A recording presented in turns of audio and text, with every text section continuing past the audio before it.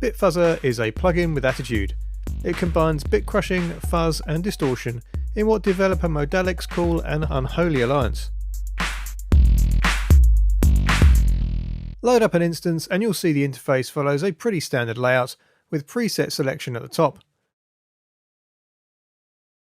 Then working from left to right we have the input options, the core controls in the middle, bit fuzzing, EQ and filter, and the output options on the right. The interface is dominated by the distortion graphic display. This visualizer helps understand the effect of the bit fuzzing section. Try adjusting the 3 bit fuzzing controls, crush, gain and hold, and you'll see the curve changes shape accordingly. Gain initially provides soft clipping, and then as you keep increasing it you'll get harsher distortion and more harmonics.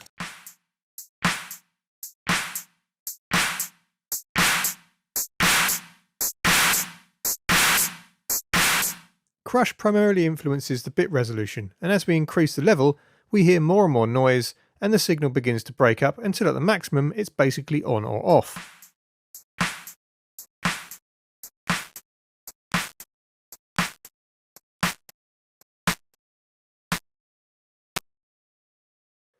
Hold is a downsampling effect, and as you increase the control, a more ringy and noisy effect is created with the characteristic aliasing sound associated with sample rate reduction.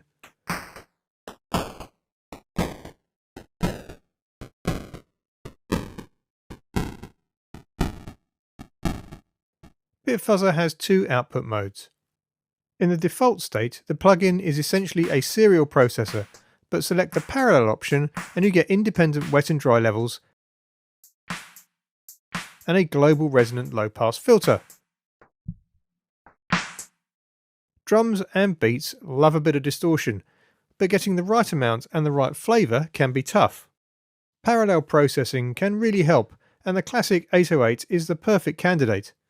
Starting with a completely plain 808 kick sound and the BitFuzzer in its preset, select the parallel option in the output section, checking that the dry level is set to minimum, -100 dB, and the wet level is set to 0 dB. In the bit fuzzing section, adjust the gain to taste, and maybe add in either or both of the other 2 effects.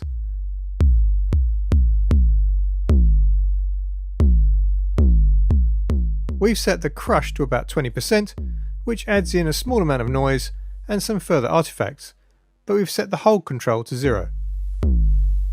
To add some extra punch, try the filter section low pass filter. We've set our cutoff to about 2 kHz and then increased the resonance.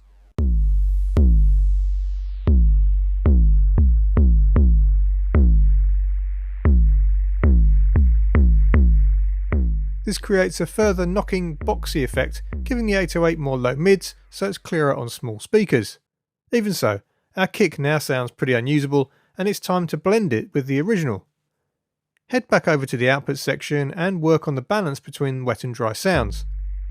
One good technique here is to set the dry level first and then gradually increase the wet signal from its lowest until you have enough flavour.